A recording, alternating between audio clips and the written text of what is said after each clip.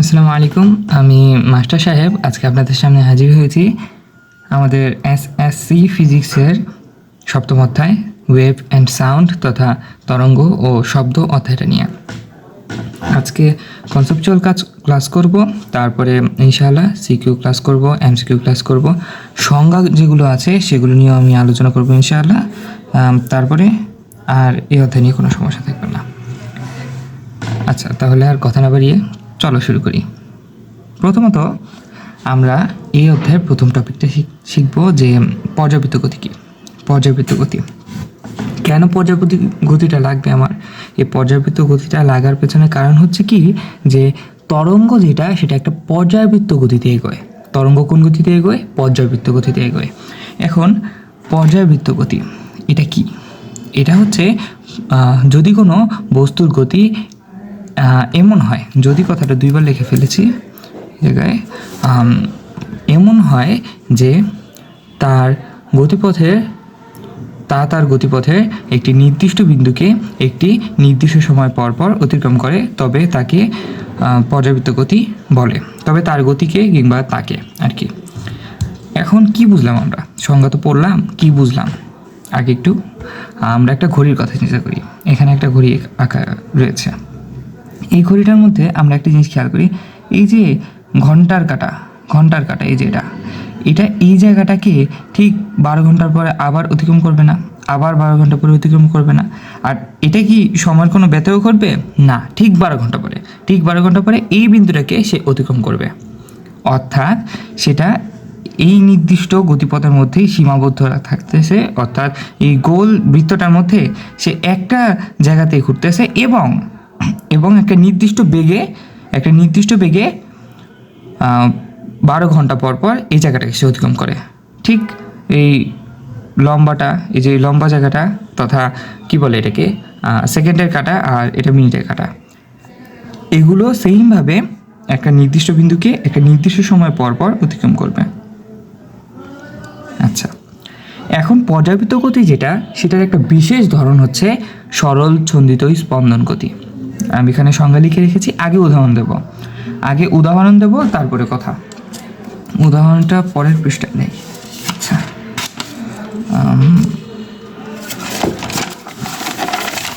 আমরা খেয়াল করি, এখানে আমি একটা যদি চিত্র আঁকি, যে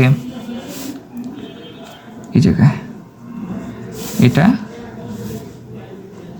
আর এই যে একটা স্প্রিং, হ্যাঁ এটা কি একটা স্প্রিং সবাই চিনি আমরা। এখানে একটা বস্তু আমি চলে দিলাম। এখন এই যে বস্তুটা ছোট হয়ে গেছে, বুঝি বড় করে রাখতে হবে, আমরা বুঝবো ইনশাল্লাহ। এই বস্তুটা কিন্তু যদি আমরা এই জায়গাটাকে একটা বিন্দু ধরি, এটা ধরি এ বস্তু, আর এটা ধরি বি বিন্দু, এটা বি বিন্দু। এখন এই বি বিন্দুটা সে একটা নির্দিষ্ট সময় পর যদি আমরা এটাকে টেনে তারপরে ছেড়ে দিই, কী হবে, যে এটা একটা নির্দিষ্ট সময় পর পর এই বি বিন্দুটাকে অতিক্রম করবে, উপরে যাবে নিচে আসবে, ওপরে যাবে নিচে আসবে, এরকমই তো করবে। কি হচ্ছে, যে এটা একটা নির্দিষ্ট সময় পর পর একই বিন্দুকে সরল রেখায় সে কী করতেছে, অতিক্রম করতেছে। তাহলে এটা কি একটা সরল ছন্দিত স্পন্দন গতি। চলো এবার আমরা সংজ্ঞায় যাই। সংজ্ঞায় কী লিখছি? কোনো পর্যাবৃত্ত গতি সম্পন্ন ছিল, হ্যাঁ, বারবার সে একই কাজকে কি রিপিট করতেছে। এখন পর্যাবৃত্তর ইংলিশ কি? এই যে পর্যাবৃত্তর ইংলিশ হচ্ছে পিরিয়ডিসিটি, অর্থাৎ মানে পর্যাবৃত্তভাবে, বৃত্ত মানে কি সার্কেল না? এই যে একটা সার্কেল যদি কল্পনা করি, এই যে বৃত্ত, হ্যাঁ, এই জায়গায় সাইকেলটার ক্ষেত্রে কী হয়, সাইকেলটার কথা চিন্তা করি, সাইকেলে কী হয়, এই যে সাইকেলের ক্ষেত্রেও কিন্তু এরকম হয় যে ওটা বৃত্তাকার পথে ঘুরে, এই যে এটা যদি একটা নির্দিষ্ট বিন্দু ধরি, ওটা বারবার অতিক্রম করে।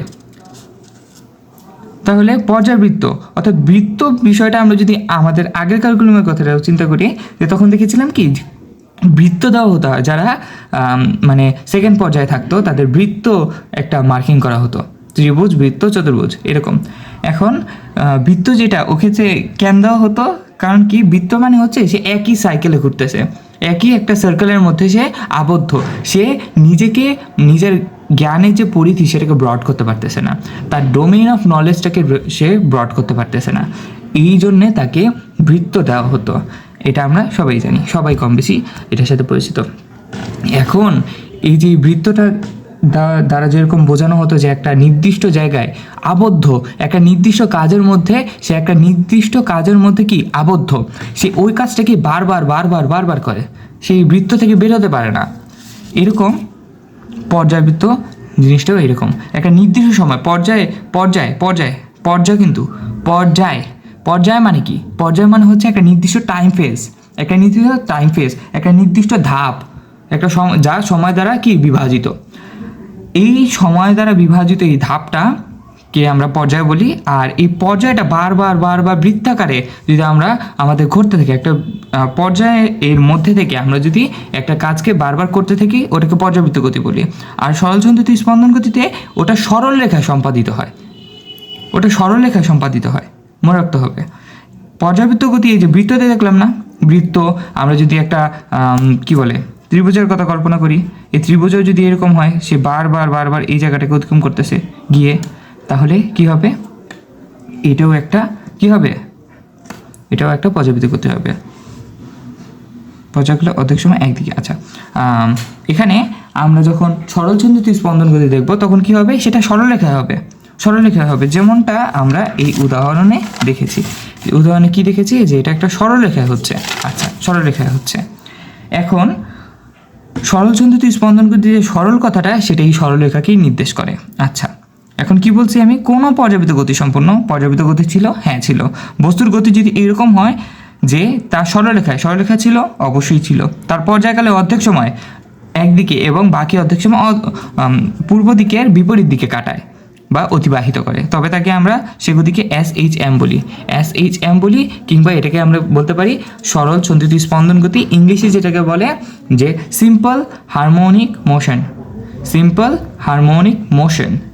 আচ্ছা, এই গতিটার দিকে আবার খেয়াল করি, একটু আলোকপাত করি আমরা, যে এখানে কি হচ্ছিল, যে এটা এই সরল রেখায় আছে, এটা বারবার করতেছে, পর্যায়বৃত্তভাবে হচ্ছে, এবং এটা একটা নির্দিষ্ট বিন্দুকে একটা নির্দিষ্ট সময় একটা নির্দিষ্ট সময়ের মধ্যে সে অতিক্রম করতেছে, এবং পাশাপাশি কি হচ্ছিল, যে এটা অর্ধেক সময় এই জায়গায় যতটুকু সময় সংকুচিত হয়ে যতটুকু সময় সে কাটাবে, প্রসারিত হয়ে ততটুকু সময় সে কাটাবে। এটা ওর একটা বিশেষ বৈশিষ্ট্য, ঠিক আছে? এই ধরনের গতিকে আমরা সরলচন্দ্রিত স্পন্দন গতি বলি। আমাদের সিকিউর জন্য অথবা MCQর জন্য এটা একদম গুরুত্বপূর্ণ না, বইয়ে আছে, আলোচনা করে দিলাম। যদি আসলো, না আসলে শিখে রাখলে কোনো সমস্যা নাই। আমরা বড় ক্লাসে যখন উঠবো, এটা নিয়ে পর্যাবৃত্ত গতি নিয়ে আমরা একটা অধ্যায় পাবো, সম্পূর্ণ আলাদা একটা অধ্যায়, ইনশাআল্লাহ। আচ্ছা, এরপরে আমাদের টপিকটা কি? এরপরে আমাদের টপিকটা হচ্ছে তরঙ্গ। আচ্ছা, তরঙ্গ। আচ্ছা, তাহলে তরঙ্গটা কি আসলে? তরঙ্গ হচ্ছে যে পর্যায়বৃত্ত আন্দোলনের মাধ্যমে, পর্যায়বৃত্ত আন্দোলন মানে কি? আন্দোলন মানে এটা কি? এই যে আন্দোলন কথাটা, এটার মানে কি? আন্দোলন কথাটার মানে হচ্ছে মানে নড়াচড়া। আমরা এমনি সাধারণত আন্দোলন যেটা দেখি, ওটার ইংলিশে কিন্তু কি নড়াচড়ার ইংলিশে মুভমেন্ট।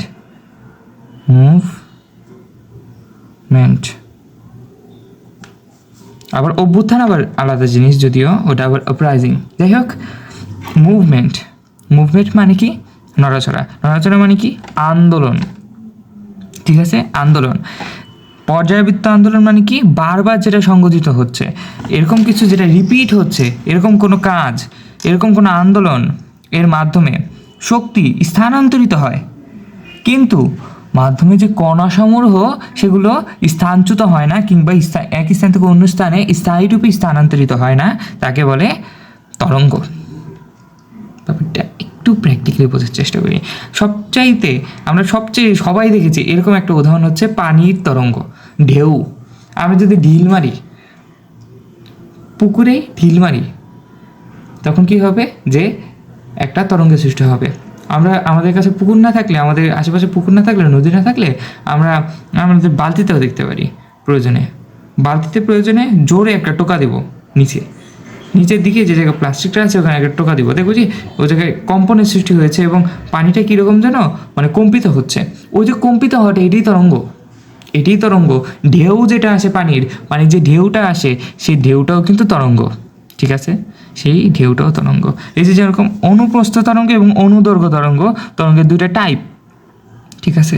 তার আগে একটা কথা বলে নেই যে তরঙ্গ যেটা সেটা কিন্তু মাধ্যম, মাধ্যম মানে কি, যে কোনো একটা কিছুকে মাধ্যম হিসেবে গ্রহণ করে। যেরকম আমরা দেখি না যে কারোর মধ্যে ঝগড়া লেগেছে, যেরকম লাস্টবার যে হামাস এবং ইসরায়েলের মধ্যে যুদ্ধটা চলছে এখন, সেই যুদ্ধটার মধ্যে যে বিরতিটা এসেছে, যুদ্ধবিরতি, তার মধ্যে কিন্তু যুক্তরাষ্ট্র মধ্যস্থতা করেছিল, মধ্যস্থতা। এই জায়গায় মধ্যস্থতা করে যে সেই মাধ্যম, যে মধ্যস্থতা করে সেই মাধ্যম। আচ্ছা, এই যে মাধ্যম কথাটা উল্লেখ করছে, এই মাধ্যম বলতে আমরা বায়ু মাধ্যমকে ধরতে পারি, আমরা শক্ত কোনো মাধ্যমকে ধরতে পারি, যে কোনো কিছুকে আমরা মাধ্যম হিসেবে ধরতে পারি যার মাধ্যমে তরঙ্গটা প্রবাহিত হতে পারবে। যেরকম আমি এখন তোমার সাথে কথা বলছি, এটা বায়ু মাধ্যমে তোমার কাছে পৌঁছাচ্ছে, ঠিক আছে। আচ্ছা, এখন এইটা একটা মাধ্যম। এখন মাধ্যম দ্বারা যেই তরঙ্গ প্রবাহিত হতে মাধ্যমের প্রয়োজন হয় সেটাকে আমরা যান্ত্রিক তরঙ্গ বলি। আর যার প্রয়োজন হয় না, আচ্ছা, যার প্রয়োজন হয় তাকে আমরা কি বলি? যান্ত্রিক।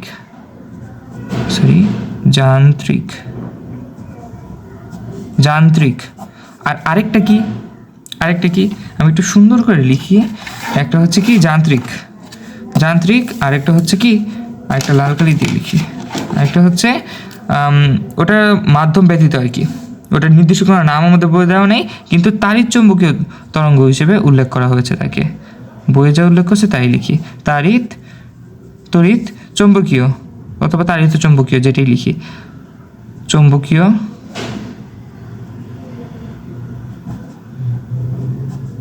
তরঙ্গ। আচ্ছা, তাইলে এটার কি মাধ্যম লাগে না, আর ওর কি মাধ্যম লাগে? অবশ্যই লাগে। তাহলে ওর কি হয়? মাধ্যম প্রয়োজন, ঠিক আছে, ইনশাআল্লাহ ঠিক আছে। আচ্ছা, তাহলে যান্ত্রিক আর তাড়িৎচুম্বকীয় তরঙ্গ আমরা বুঝলাম। তারপরে কি অনুপ্রস্থ তরঙ্গ এবং অনুদৈর্ঘ্য তরঙ্গ, এটা আবার কোন টাইপ? তরঙ্গ যে প্রবাহিত হয় যে সেইটার উপর ভিত্তি করে, যেইভাবে প্রবাহিত হয় সেটার উপর ভিত্তি করে আমরা সেটাকে দুইভাবে বিভক্ত করতে পারি। একটা হচ্ছে অনুপ্রস্থ তরঙ্গ আর একটা হচ্ছে অনুদৈর্ঘ্য তরঙ্গ। অনুপ্রস্থ তরঙ্গ আর অনুদৈর্ঘ্য তরঙ্গ।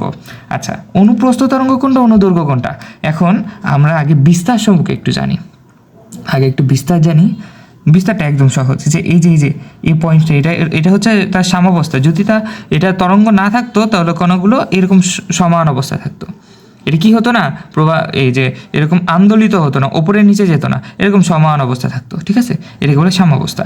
এই যে সাম্যাবস্থা যদি ধরি, এই সাম্যাবস্থা থেকে সর্বোচ্চ, এই যে উপরের দিকে সর্বোচ্চ যত উপরে উঠছে, সর্বোচ্চ সরণকে আমরা বলি কি? বিস্তার। এই যে বিস্তার হয়েছে না, হ্যাঁ বিস্তার। এই যে দাগটা আমি যদি এই বরাবর, এই তল বরাবর আমি যদি কল্পনা করি এই দাগটাকে, এখানে কি 90 ডিগ্রি কোণ উৎপন্ন হয়েছে না? হ্যাঁ, এটা কি 90 ডিগ্রি কোণ, 90 ডিগ্রি কোণ। তার মানে কি 90 ডিগ্রি কোণ যে জায়গায়, অর্থাৎ সমকোণে যেটা প্রবাহিত হবে তাকে আমরা বলবো অনুপ্রস্থ তরঙ্গ। কি বলবো? অনুপ্রস্থ তরঙ্গ। প্রস্থের ক্ষেত্রে 90, প্রস্থের ক্ষেত্রে কি 90, খেয়াল রাখতে হবে, এটা কিন্তু খুবই প্রয়োজনীয়।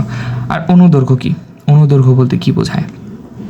এখন অনুদৈর্ঘ্যটা যদি বুঝতে চাই আমাদের বুঝতে হবে 0 ডিগ্রি। মানে 0 ডিগ্রি কি, যেরকম আমি যদি বলি যে কলমটা আমি রাখলাম, যদি এর তলটা একদম সমান হয়, এটা যদি একদম সমান একটা তল হয়, এই কলমটা যদি এখানে রাখি, তাহলে এই তলটার সাথে কিন্তু এটা কোনো কোণে উৎপন্ন করে নাই, এটা কিন্তু তলের সাথে একবারে লেগে আছে। তখন কি হচ্ছে, তল আর এটা প্রায় সমান্তরালে আছে। সমান্তরাল বলতে কি বোঝায়? যে এগুলোকে যতই বিস্তৃত করা হোক এরা কোনোদিন পরস্পর মিলিত হবে না।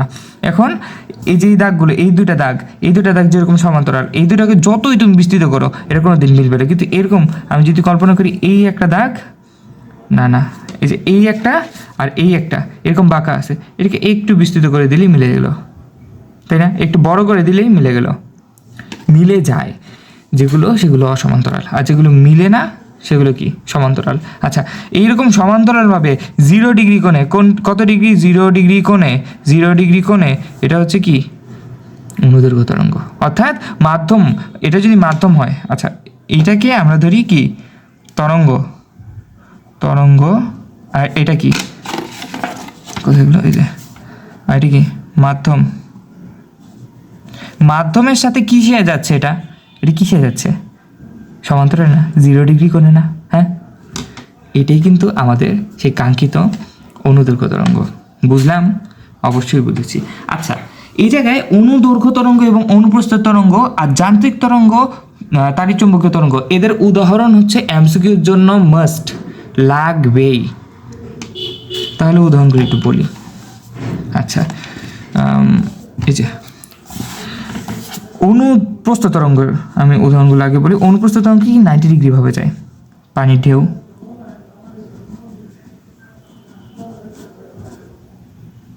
ঢেউ। আচ্ছা,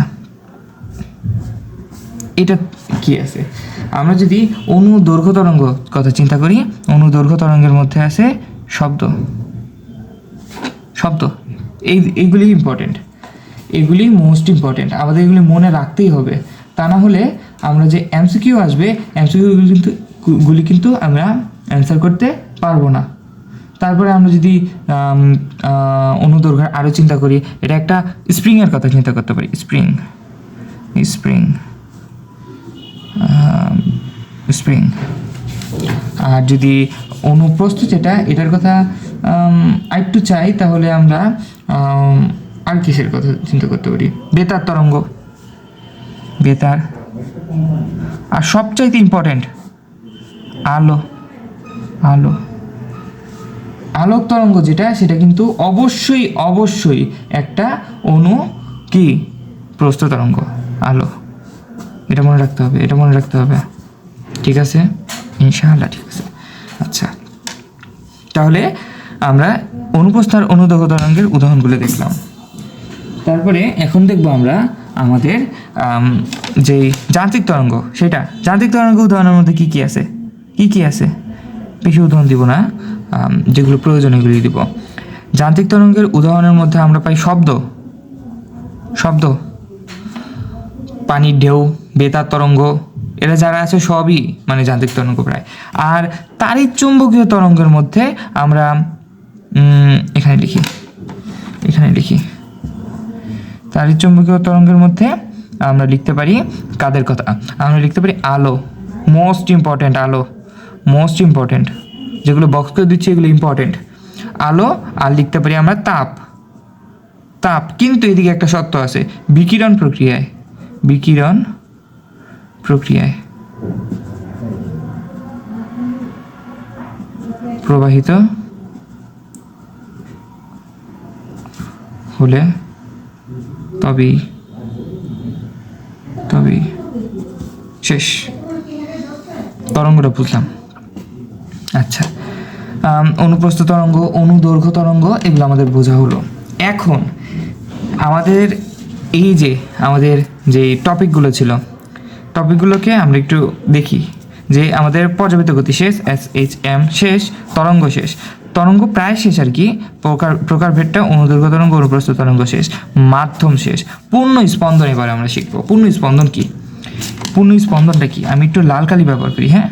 এই যে দেখো, এই জায়গায় এখান থেকে এইটুক, আমি এই তরঙ্গটা, এই যে এখান থেকে এইটুক, এইখান থেকে এইটুক, আমি পরে পৃষ্ঠে যাই আর কি।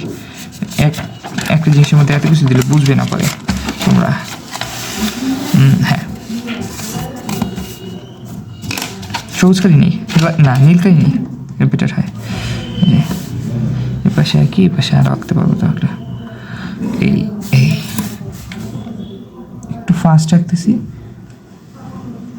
আর্টটা একটু খারাপ হলে তোমরা কিছু মনে করো না, ক্ষমা সুন্দর দৃশ্য দেখবে ইনশাআল্লাহ। আচ্ছা, এই যে ঠিক আছে। এখন আমি কি বলছিলাম, এই যে সাম্যাবস্থা থেকে সর্বোচ্চ বিস্তার যেটা, সেটা হচ্ছে কি সর্বোচ্চ সরণ যেটা, সেটাকে আমরা কি বলি, এই যে এইটুক। এগুলোকে নামকরণ একটু অন্য কালি দিয়ে করি, বিস্তার। বিস্তার, এখন বিস্তার তো বুঝলাম, এখন এটার সাথে আমাদের আরও কয়েকটা রাশির কথা মনে রাখতে হবে। এই যে সর্বোচ্চ মাথা যেটা, এই সর্বোচ্চ মাথাটাকে আমরা কি বলি? এই সর্বোচ্চ মাথাটা এই যে এই মাথাটাকে আমরা বলি তরঙ্গ শীর্ষ।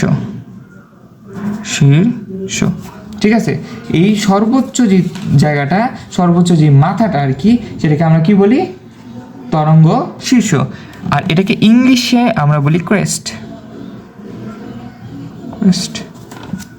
আর এই যে নিচের দিকে সবচেয়ে নিম্নে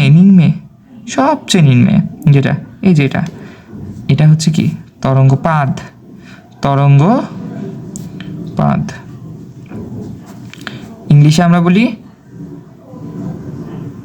ট্রাউ। ঠিক আছে, বুঝলাম। আমাদের এই দুইটা জিনিস মনে রাখতে হবে। আমাদের বইয়ে এই কথাটা লেখা নাই, আমি বলে দিলাম। আচ্ছা, বিস্তার বুঝলাম, বিস্তার বোঝা হইলো। এখন একটা জিনিস খেয়াল করবো আমরা, এই যে এগুলো কিন্তু এরকম করে প্রবাহিত হচ্ছে। কতটুকুকে একটা তরঙ্গ বলবো, কতটুকুকে একটা পূর্ণ স্পন্দন বলবো। এখন একটা নতুন রাশি আসলো, পূর্ণ স্পন্দন। এই যে এইখান থেকে এই পর্যন্ত, অর্থাৎ এইটুক আমি যদি এইরকম করে দেখাই, এটা হবে এইটুক। এই যে এইটুককে আমরা বলবো একটা পূর্ণ স্পন্দন। এইটুককে, অথবা আমরা যদি মানে এটা বলতে কি বোঝায়? পূর্ণ স্পন্দনটা কি? যে একই দশা সম্পন্ন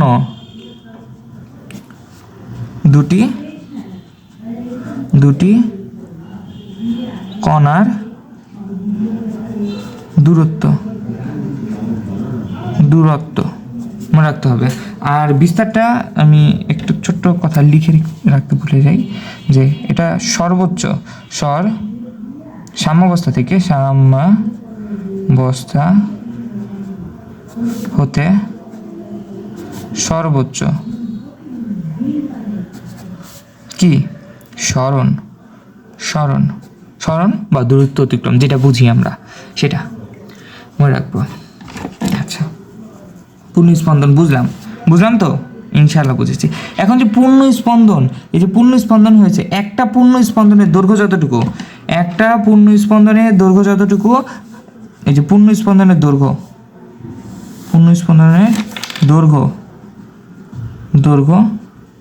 এই দৈর্ঘ্যটাকে আমরা কি বলি? তরঙ্গ দৈর্ঘ্য, যাকে আমরা ফিজিক্সের ভাষায় ল্যামডা দিয়ে উল্লেখ করি। এটাকে কি বলি? ল্যামডা। আমরা যারা পড়েছি অধ্যায়টা একটু জানি এই সম্পর্কে। ল্যামডা বলি, এটাকে কি বলি? ল্যামডা। মনে রাখতে হবে, একদম ভুলাই যাবে না কোনো মতে। আচ্ছা, এরপরে তরঙ্গ দৈর্ঘ্যটা যদি বুঝে থাকি, এরপরে আমাদের কম্পাঙ্ক জিনিসটা বুঝতে হবে। কম্পাঙ্ক, ঠিক আছে, কম্পাঙ্ক কি? এক সেকেন্ডে অথবা একক সময়ে একটি তরঙ্গ একক সময়ে যতগুলো পূর্ণ স্পন্দন সম্পন্ন করে তাকে আমরা বলি পর্যায়কাল। আর এটার উল্টাটা হচ্ছে ঠিক কম্পাঙ্ক হচ্ছে যে সরি উল্টো বলে ফেলছি তরঙ্গ সঞ্চারকারী কোনো কণা এক সেকেন্ডে যতগুলো স্পন্দন সম্পন্ন করে তাকে আমরা বলি কম্পাঙ্ক। আর তরঙ্গ সঞ্চারকারী কোনো কণা যতগুলো পূর্ণ স্পন্দন সম্পন্ন করতে তার যতটুকু সময় লাগে আর কি। একটু তালগোল পাকিয়ে ফেলতেছি, আপনি একটু বুঝি। আচ্ছা, আমি যদি বলি যে কার কথা বলবো, আমি এখন বলবো এই পর্যায়কাল। আগে বলি পর্যায়কাল।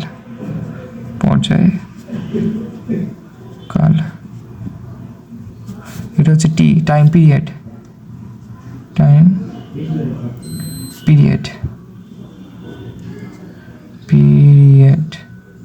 পিরিয়ড মানে কি? পিরিয়ড মানে পর্যায়।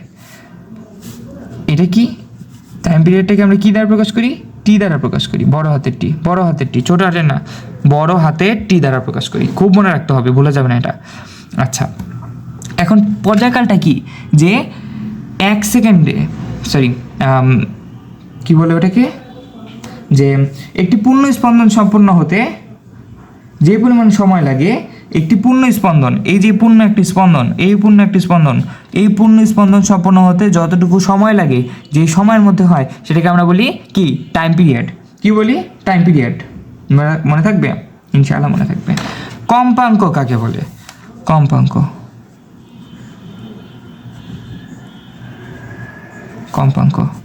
কম্পাঙ্ক ইংলিশ হচ্ছে ফ্রিকোয়েন্সি।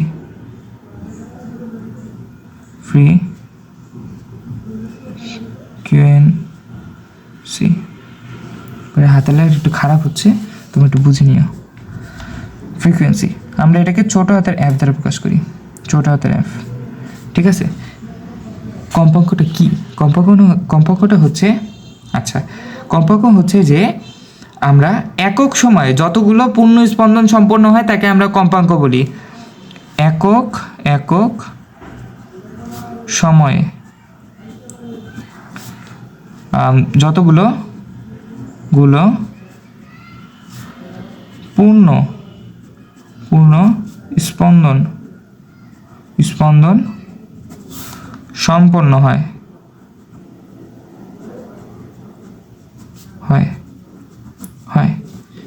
আর পর্যায়কাল কি? পর্যায়কাল হচ্ছে যে কি বলে ওটাকে, যে একটি পূর্ণ স্পন্দন সম্পন্ন হতে, একটি পূর্ণ স্পন্দন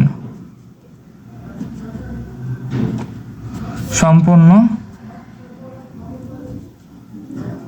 হতে যে পরিমাণ সময় লাগে। ঠিক আছে, তোমাদের জন্য কম সময়ের মধ্যে ক্লাসটা শেষ করতে পারি, এই জন্য তাড়াতাড়ি লিখতে হচ্ছে। সরি, হাতের লেখাটা বিচ্ছিরি হচ্ছে, একটু বুঝে নিও। ঠিক আছে, আচ্ছা, তাহলে কি দেখছি এখানে, যে একটা পূর্ণ স্পন্দন সৃষ্টি হতে যতটুকু সময় লাগতেছে, আর এখানে কি একক সময় যতগুলো পূর্ণ স্পন্দন সৃষ্টি হচ্ছে। আচ্ছা, একক সময় ধরি, আমরা বাংলা কথা লিখি, একটু নিউ একটা জিনিস শিখবো, আমাদের বইয়ের মধ্যে এই তথ্যটা উল্লেখ নাই। যে ধরি 1 সেকেন্ডে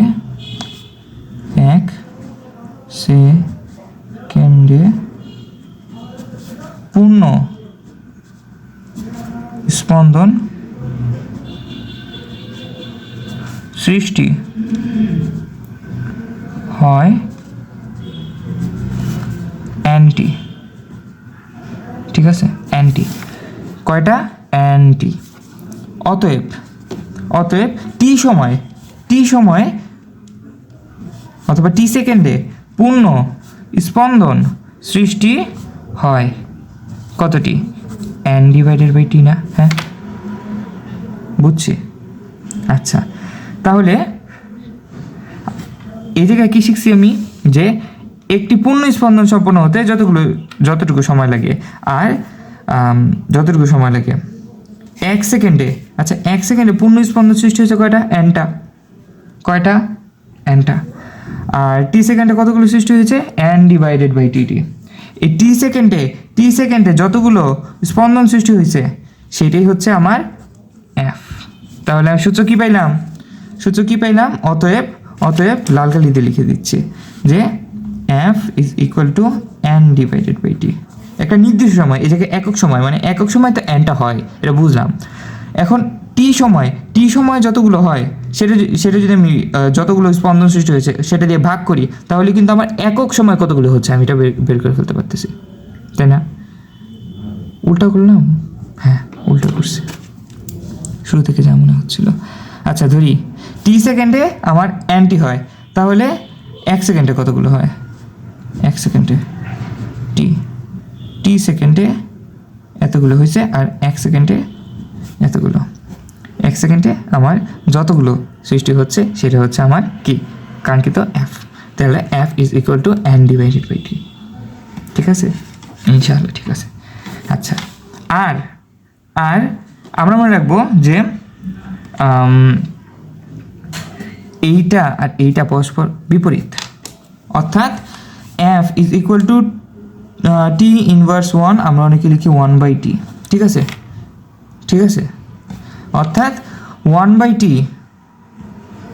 বা 1/t ইজ ইকুয়াল টু কি কি এন ডিভাইডেড বাই টি, তাই না? এই যে এটা এটা এই কথাটাই লিখছি এখানে, বা দিয়ে লিখতে পারি, বা আচ্ছা বা টি ইজ ইকুয়াল টু কি টি ডিভাইডেড বাই এন, আমরা এই সূত্র ব্যবহার করব আমাদের। কিন্তু এটা কিন্তু বোর্ড কোশ্চেনে আসছিল, এটা কিন্তু আসছে, আসলেই আসছে, এই যে এই সূত্রটা ব্যবহার করছিল মূলত। ঠিক আছে, আচ্ছা, তাহলে আমাদের এই দুটা টপিক গেল। আর কি বাকি আছে জানো? দেখি, এই যে পুনঃস্পন্দন শেষ, বিস্তার শেষ, দশা শেষ হয় নাই, দশাতে দেখছি তরঙ্গ দৈর্ঘ্য শেষ, কম্পাঙ্ক পর্যায়কাল শেষ, দশা আর তরঙ্গ বেগটা দেখব। দশা কি? আচ্ছা, আমি যদি কল্পনা করি যে এই জায়গাটা আছে না, এই জায়গাটা, এই যে একটা কণা, হ্যাঁ, আর এই জায়গায় একটা কণা। ঠিক আছে, ধইরা নি যে এইটা আর এইটা পরস্পর সমান, তাহলে কি হচ্ছে যে এরকম হচ্ছে যে এইটাকে আর এইটাকে এটার সামগ্রিক অবস্থা, দুইটা সামগ্রিক অবস্থা বলতে আমরা বেগ ধরতে পারি, সরণ ধরতে পারি, দিক ধরতে পারি। যেমন এটা কিন্তু ঊর্ধ্বমুখী, উপর দিকে যাচ্ছে, আবার এটা এই জায়গায় যদি একটা কল্পনা করি, এটা আমার নিম্নমুখী, তাই না? এটা ঊর্ধ্বমুখী, এটাও ঊর্ধ্বমুখী, এটা এই জায়গায় আছে, এটা এই জায়গায় আছে। এটার সরণ যদি ধরি ল্যামডা বাই ধরি 4, এটার সরণ যদি হয় ল্যামডা ডিভাইডেড বাই 4, অর্থাৎ এরা সমদশা সম্পূর্ণ। তাহলে দশাটা কি? দশা হচ্ছে যে কোনো কণার যে কোনো কণার কোনো নির্দিষ্ট সময়ে সমক্ষ অবস্থা প্রকাশক রাশিকে আমরা বলি সমক্ষ অবস্থা। কি সমক্ষ মানে? কি সমক্ষ মানে হচ্ছে কি সমক্ষ মানে সামগ্রিক। তাহলে দশা কি? দশটা পরের পৃষ্ঠায় লিখি আমি। দশা যে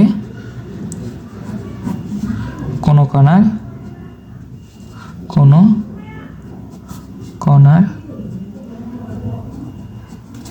একটি নির্দিষ্ট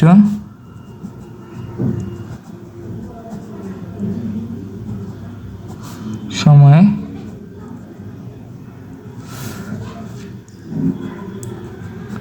সামগ্রিক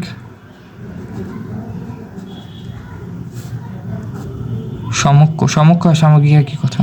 সমক্ষ অনেক জায়গায় লেখা থাকে, তোমরা না বুঝলে সামগ্রিক হিসেবেই ধরবা। সমক্ষ বা সামগ্রিক অবস্থা প্রকাশক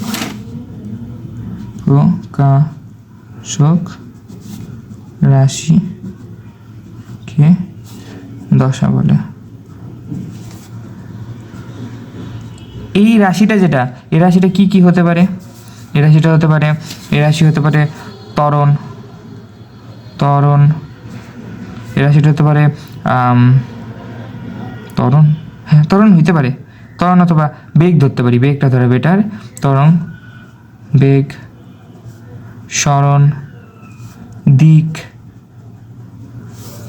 হ্যাঁ এগুলো হচ্ছে এই দশা নির্দেশ করতে পারে এরকম রাশি।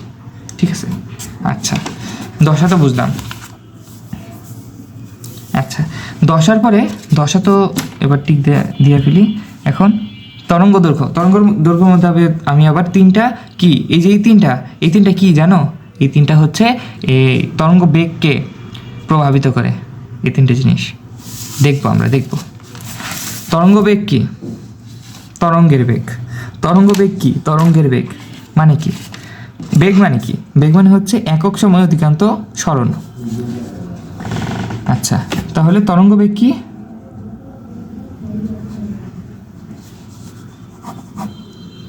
একক সময় তরঙ্গের অতিক্রান্ত সরণ বলবো, কিন্তু সরণ, হ্যাঁ সরণ বলবো, দূরত্ব না, দূরত্ব কেন লিখে জানি না, সরণ বলবো, ঠিক আছে। আচ্ছা, তরঙ্গ বেগ। এখন খুব মনে রাখতে হবে যে তরঙ্গ বেগটা এটা কিন্তু আমাদের এই যে এসএসসির জন্যে মোস্ট ইম্পর্টেন্ট। এটার উপরে এইটা, আর পরবর্তীতে আমরা প্রতিধ্বনি শিখব। প্রতিধ্বনি, এই দুইটার মতো ইম্পর্টেন্ট আর কিচ্ছু নাই, ঠিক আছে। আচ্ছা, তরঙ্গ বেগ যেটা, এটা হচ্ছে যে একক সময় তরঙ্গ যেই দূরত্ব অতিক্রম করে, যে সরণটা করে সেটা। আচ্ছা, এখন আমরা যদি তরঙ্গ বেগের কথা একটু চিন্তা করি, তরঙ্গ বেগ কিন্তু তিনটা জিনিস দ্বারা প্রভাবিত হয়। তিনটা জিনিস, কয়টা? তিনটা জিনিস দ্বারা প্রভাবিত হয়। এখন কি কি তিনটা জিনিস হচ্ছে? এই তিনটা জিনিস: আর্দ্রতা, তাপমাত্রা, উপাদান বা অবস্থা। প্রভাবক কি কি আছে? প্রভাবকগুলোর মধ্যে কি কি আছে? প্রভাবকগুলোর মধ্যে আছে উপাদান।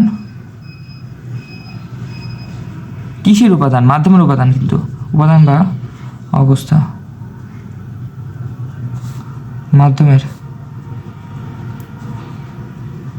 আচ্ছা, তারপরে কি আছে?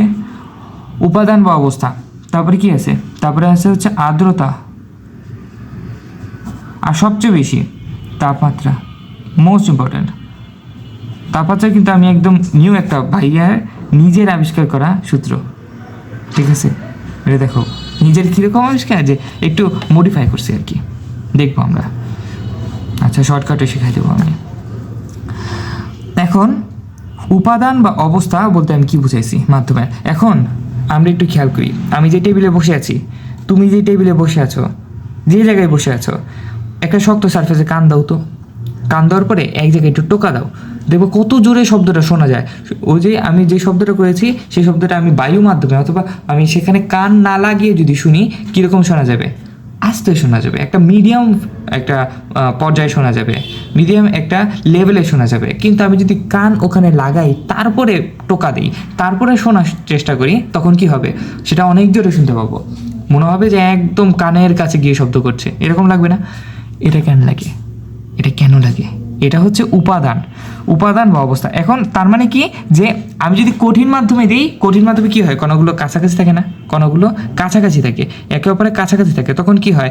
যে সে কণাগুলো শক্তিটা, যেটা কি শক্তি? শব্দ শক্তি, সেটা তাড়াতাড়ি প্রভাবিত করে। শব্দ কিন্তু একটা তরঙ্গ।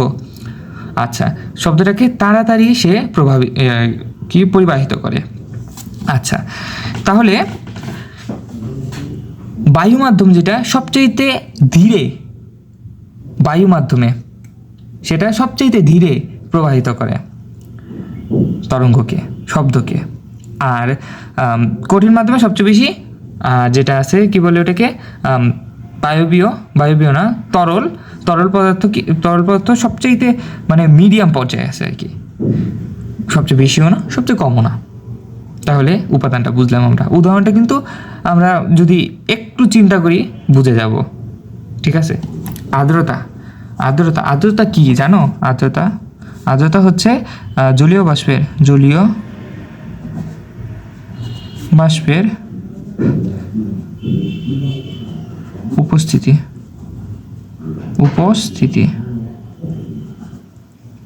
এখন জলীয় বাষ্প যদি বেশি থাকে আমাদের আশেপাশে বায়ুতে, জলীয় বাষ্প যদি বেশি থাকে কি হবে? কণার পরিমাণ বেশি থাকবে না, ঘনত্ব বেশি থাকবে না। ঘনত্ব বেশি থাকলে কি হবে? সেটা তাড়াতাড়ি প্রবাহিত করতে পারবে তরঙ্গটাকে। এই আর্দ্রতা থেকে কিন্তু আমাদের এই কোশ্চেন আসে খর জন্য ইম্পর্টেন্ট এগুলো। খর জন্য ইম্পর্টেন্ট, অনুধাবনমূলক, এর জন্য ইম্পর্টেন্ট। আর তাপমাত্রা কি? তাপমাত্রার জন্য আমরা একটা সূত্র মনে রাখবো আমরা তাপমাত্রার জন্য সূত্রটা হচ্ছে কি, সূত্র না আসলে অনুপাতটা, যে তাপমাত্রা আমি যদি তরঙ্গ এর কি প্রকাশক রাশি কি, ভি ইজ প্রপোর্শনাল টু মানে কি? সমানুপাতিক। এটা মানে কি? সমানুপাতিক চিহ্ন। এটা হচ্ছে সমানুপাতিক চিহ্ন, মানে কি? সমানুপাত কিন্তু আমরা পড়ছি, অনুপাত সমানুপাত পড়ছি না আমাদের ম্যাথ বইয়ে, জেনারেল ম্যাথ বইয়ের 11তম অধ্যায়, আমার যতটুকু মনে পড়ে 11তম অধ্যায় এটা, ঠিক আছে। সমানুপাতিক চিহ্ন মানে এইটা বাড়লে এখানে যে এইটা আছে এটা মানে বর্গীয় সূত্র বলি আমরা এটাকে, বর্গীয় সূত্র, সমানুপাতিক বর্গীয় সূত্র। যে এই জায়গায় কি হবে, যে এইটা যেটা বর্গমূল, এটার বর্গমূল হবে, মানে এটা যদি আমার 2 বাড়ে এটা √2 বাড়বে, এরকম। এটা যতটুকু বাড়বে এটা এটা বর্গমূলের সমান করে বাড়বে, এরকম। এখন এখন আমার এখান থেকে কিন্তু খুব ইম্পর্টেন্ট একটা জায়গায় যাব, আমি এটাকে আমার পছন্দের একটা কালি দিয়ে লিখি। এখান থেকে ধরি ভি। এখন আমার যদি সমানুপাতিক চিহ্নটা ওঠাতে হয় কি করব, একটা ধ্রুবক বসাতে হবে। ধ্রুবক বসালে হয় কি, যে এইটা যেরকমভাবে পরিবর্তিত হচ্ছে ওই ধ্রুবকটা দিয়ে গুণ দিলে তখন এটাও সেম, মানে সেম অ্যান্সার আসে। এরকম যেরকম আমি যদি বলি যে তোমার কাছে একটা চকলেট আছে, এখন চকলেটটা তুমি যদি একা হও, তোমার কোনো ভাই বোন না থাকে, তুমি একলাই খাবা। আর যদি তোমার ভাই বোন থাকে তখন কি হবে, তোমার ভাগ করে খেতে হবে, ঠিক আছে না। এখন এরকম এটার ভাই বোন আছে, ধরো এটা ভাই বোন আছে, ও বাড়বে তখন কি হবে, যে ওর বর্গর পরিমাণ ওর কাছে যতটুকু থাকবে, ও যতটুকু খাবে ও ততটুকু খাবে, কিন্তু যেই পরিমাণটা ওইটাকে বর্গ করে যতটুকু হয় ততটুকুও খাবে, ততটুকুও পাবে, ওর অধিকার ততটুকুতে আছে। আচ্ছা, এখন যদি এরকম হয় যে তোমার বাবা এসে করলো কি, যে এরকম করলো যে তোমার বাবা আসলো, বললাম যা বলছিলাম, তোমার বাবা আসলো, এসে করলো কি, যে তোমাদের ভাগ করে দিল, যে তোমরা সমান সমান খাবে, কেউ কারোর সাথে বৈষম্য হবে না। বাবারা কি বৈষম্য করে, মারা কি বৈষম্য করে না, সমানভাবে দিল তোমাদের 2 ভাইকে। এরকম সমানভাবে যে দিবে সেই হচ্ছে ধ্রুবক, ঠিক আছে, ধ্রুবক। আচ্ছা, বুঝলাম। এখন v is equal to k into √t। এখানে k এর মান কি জানো, k এর মান আমি বাদিয়ে লিখতে পারি না, k is equal to v divided by √t। আমাদের বইয়ের তথ্য মতে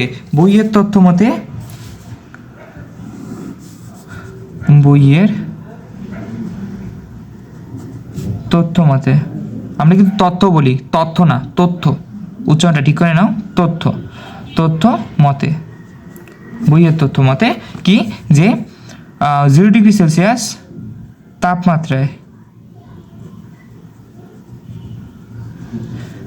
শব্দের বেগ, আমি তরঙ্গ হিসেবে শব্দকে বেছে নিয়েছি এখানে, শব্দের বেগ কমা ভি ইজ ইকুয়াল টু কী হবে, বেগ হচ্ছে এই জায়গায় 330 ms−1, ঠিক আছে। আচ্ছা, এখন আমরা যদি এখানে মান বসাই 0 ডিগ্রি সেলসিয়াস বলছি, 0 ডিগ্রি সেলসিয়াস মানে কি জানি, 0 ডিগ্রি সেলসিয়াসকে কেলভিনে নিলে কী হবে, সেলসিয়াসকে কেলভিনে নিলে কী হয়, সেটার সাথে 0 + 273 যোগ করতে হয়, 273 যোগ করতে হয়, তাহলে কি হয়, কেলভিনে আসে। কত কেলভিন আসলো, তাইলে কত কেলভিনে আসলো, 273 কেলভিন, ঠিক আছে। আচ্ছা, তাহলে মানটা বসাই, 273 কেলভিন, আর ওপরে কি ভি এর মান কত, 330 সমান কত আসে, আসে হচ্ছে এখানে 19 ভাইয়ার মানটা মুখস্থ হয়ে গেছে, 19.9725 এই মানটা আসে, ঠিক আছে।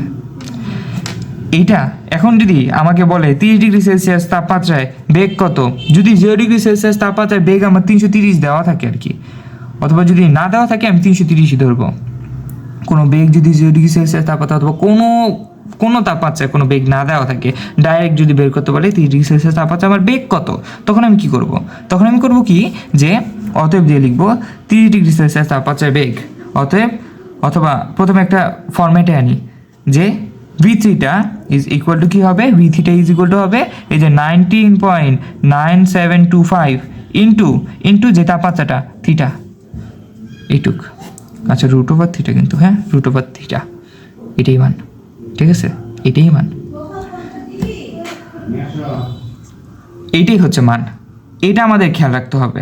এখন আমাদের বই কিন্তু এই সূত্র ব্যবহার নাই, এই সূত্রের ব্যবহার নাই, আমাদের কোনটা ব্যবহার আছে, আমরা ধরি এই যে এটা ধরে নিয়েছিলাম না, এরকম আবার ধরি যে 0 ডিগ্রি সেলসিয়াস তাপমাত্রায় বেগ সমান v1, থিটা তাপমাত্রায় সেলসিয়াস তাপমাত্রায় বেগ সমান v2, মানে যেটা বের করতে বলবে ওই জায়গায় থিটার মানটা বসাই দিব আর কি। আর আবার কি জানি যে তাপমাত্রা যেটা এটা হচ্ছে T1, এটাকে ধরি T1 আর এটাকে ধরি T2, তাহলে v ইজগুলো কি পাইছি, v1 ইজগুলো কি পাবো, পরিবেশটা লিখি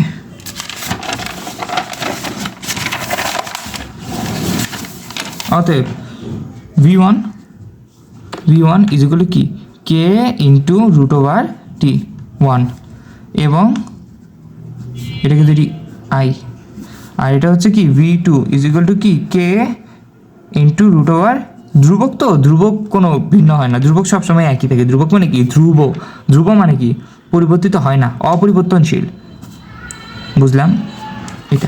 এটাকে ধরি i, অতএব i ভাগ i কি হবে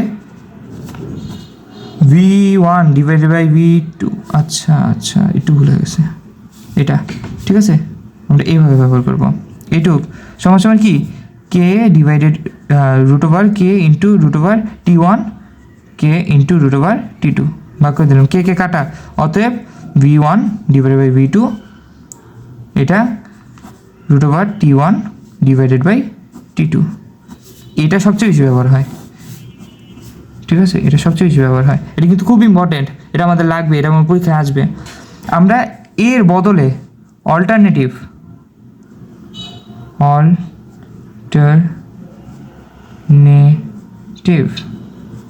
হিসেবে আমরা প্রায় কাছাকাছি এসে এরকম একটা মান আমরা ব্যবহার করতে পারি। এই সূত্রটা হচ্ছে v theta is equal to কী হবে জানো, যে 330 প্লাস কী হবে 0.59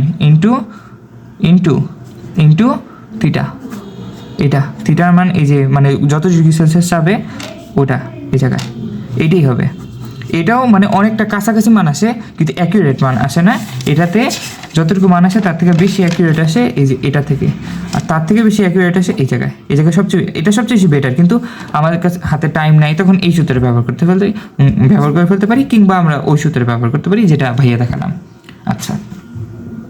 আচ্ছা তরঙ্গ বেগটা আমরা বুঝলাম, আমাদের বই কিন্তু কয়েকটা তরঙ্গ বেগ দেওয়া আছে কয়েকটা মাধ্যমে, আমরা এটা মুখস্থ করে ফেলবো, মুখস্থ করা লাগবেই, না করলে হবে না। তাহলে তরঙ্গ বেগটা আমাদের শেষ। শব্দ কি, শব্দ এক ধরনের তরঙ্গ যা আমাদের শ্রবণানুভূতি সৃষ্টি করে, অর্থাৎ আমরা শুনতে পাই যার মাধ্যমে। আর প্রতিধ্বনি কি, মোস্ট ইম্পর্টেন্ট, এইটা শেষ করেই আমাদের ছুটি, আমরা আর পড়বো না ইনশাআল্লাহ এখন। আচ্ছা খুব পছন্দের একটা ওয়ার্ড আমাদের ছুটি, তাই না? আচ্ছা এখন একটা শব্দ সৃষ্টি হলো, শব্দ গেল, হ্যাঁ শব্দটা যায়, এই যে গেল, গিয়ে আবার ফিরে আসলো, এটা হচ্ছে শব্দের প্রতিফলন। এবং যদি প্রতিফলনের ফলে আমি শব্দটাকে আবার শুনতে পাই তবে আমি তাকে বলবো কি, প্রতিধ্বনি। আচ্ছা এখন এটাকে একটু লিখে দিই, প্রতিফলন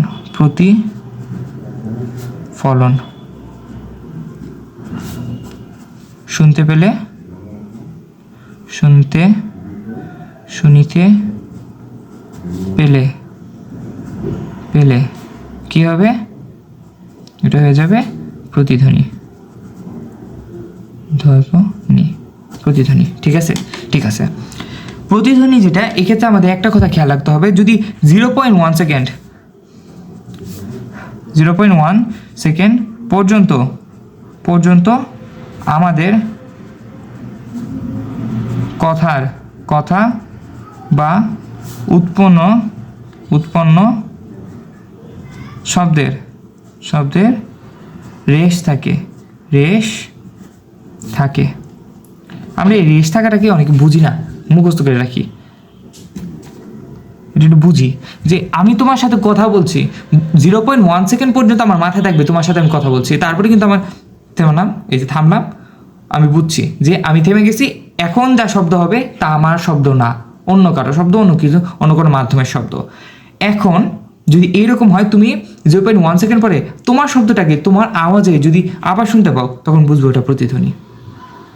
ওটা কোনো একটা স্থানে, কোনো একটা বস্তুতে বাধাপ্রাপ্ত হয়ে তোমার কাছে ফিরে এসেছে। ঠিক আছে, তোমার শব্দটাই তুমি আবার শুনতে পাইতেছো 0.1 সেকেন্ড পরে। 0.1 সেকেন্ড কিন্তু ব্যবধান থাকা লাগবে, তোমার মুখ থেকে সেটা নিশ্চিত হয়ে মানে বাধাপ্রাপ্ত হচ্ছে, তারপর তোমার কাছে আসছে। এর মধ্যে 0.1 সেকেন্ড তোমার কি থাকা লাগবে, একটা ব্যবধান থাকা লাগবে, নতুবা তুমি শুনতে পাবে না, শিওরলি শুনতে পাবে না। ঠিক আছে, আচ্ছা বুঝলাম। এখন আমরা এই জায়গায় একটা সূত্র মনে রাখবো যে এই জায়গায় কিন্তু এই যে দূরত্বটা যতটুকু অতিক্রম করছে, আমরা কি জানি যে s ইজ ইকুয়াল টু, জানি যে s is equal two vt। এখন দূরত্ব কিন্তু এই জায়গায় দুইটা অতিক্রম করতেছে, কিন্তু এখানে আমি যদি এটুকুকে d ধরি, d ধরি, তাহলে কি হবে, অতএব দুইবার কিন্তু অতিক্রম করতেছে, একই পথকে সে দুইবার অতিক্রম করতেছে, তাহলে 2d ইজ ইকুয়াল টু হবে vt। আমাদের কিন্তু এই সূত্রটাই ব্যবহার করতে হবে প্রতিফলনের ক্ষেত্রে। 2d কোন সময় ব্যবহার করবো, 2d কোন সময় ব্যবহার করবো। এখন যদি আমাকে বলে যে শব্দটা আমার মুখ থেকে নিশ্চিত হওয়ার কতক্ষণ পরে আমি শুনতে পাবো, তখন কিন্তু আমি মানে প্রতিধ্বনিটা আমি শুনতে পাবো কতক্ষণ পরে, তখন কিন্তু আমি 2d ব্যবহার করব। তার অথবা শব্দ কি শোনা যাবে কি যাবে না, এটা যদি আমি বের করতে চাই, তখন কি করব, 2d ব্যবহার করব। কিন্তু আমাকে যদি বলে শব্দটা এত সময় পরে সেটা বাধাপ্রাপ্ত হয়েছে বা আমার কাছে ফিরে আসছে, সে ফিরে আসার সময়টুকু যদি আমাকে হিসাব করতে বলে, তখন আমি অবশ্যই বুঝবো সেটা কিন্তু আমার শুধু d এর মান চাইছে, 2d এর মান চাই নাই। ঠিক আছে, ইনশাআল্লাহ ঠিক আছে। আর এই অঙ্কগুলো করার ক্ষেত্রে আমাদের একটু সাবধানতা অবলম্বন করতে হবে, তাহলেই আমরা ইনশাআল্লাহ পারবো। এই ধরনের অঙ্ক নিয়ে আমি টাইপ ভিত্তিকভাবে টাইপে ভাগ করব, সেই টাইপগুলোতে ইনশাআল্লাহ সেগুলোর বাইরে কোনো কোশ্চেন আসবে না। আর আমি আলাদা ভিডিও করব, যে সেই ভিডিওগুলোতে আনকমন কোশ্চেনগুলো নিয়ে আমি আলোচনা করব, যেগুলো থেকে আসার সম্ভাবনা কম থাকলেও আমাদের কিন্তু এই যে এইবার 25-এ কিন্তু রাজশাহী বোর্ডে একটা ফাইজলামি করছে আমাদের সাথে, কিন্তু একদম রাশিয়া বোর্ডে সেই রকম একটা ফাইজলামি হয়েছে যে কীরকম একটা কোশ্চেন আসলো, তাই না? অদ্ভুত একটা কোশ্চেন। এখন আর তোমাদের সময় যদি 27-26 এরকম যদি হয়, 27-26-এ কী হবে? তখন কি পারবো না? ছেড়ে আসবো? শিখায় নাই কেউ এজন্য? না, শিখিয়ে দেবো, কিচ্ছু বাদ যাবে না, প্রত্যেকটা টপিক সম্পর্কে শিখবো, কিচ্ছু বাদ যাবে না। ঠিক আছে, আর সূত্রের প্রতিপাদনগুলো আমরা শিখবো। আমরা কিন্তু এখানে কিভাবে ম্যাথ সলভ করতে হয় শুধু তাই না, আমরা এখানে ইনভেনশন কিভাবে করতে হয় সেটাও শিখবো। আমরা শুধু ওই গতানুগতিক পড়ালেখায় আটকে থাকবো না, আমরা সব ধরনের অ্যাক্টিভিটির মাধ্যমে কিভাবে আমরা মানে সফলতার সর্বোচ্চ চূড়ায় আমরা পৌঁছাতে পারি, ইনভেনশন কিভাবে করতে পারি, সেইটা আমরা বের করার চেষ্টা করব। কথাগুলো বলে এখনই বিদায় নিচ্ছি আমি। আসসালামু আলাইকুম। পরের ভিডিওতে তোমাদের সঙ্গে দেখা হবে কোনো একটা নতুন টপিক নিয়ে। টপিকটা হবে কিন্তু এই অধ্যায় সম্পর্কিত সিকিউ নিয়ে। কালকের মধ্যে ইনশাআল্লাহ পাবা। আজকের জন্য এখানেই শেষ। ধন্যবাদ।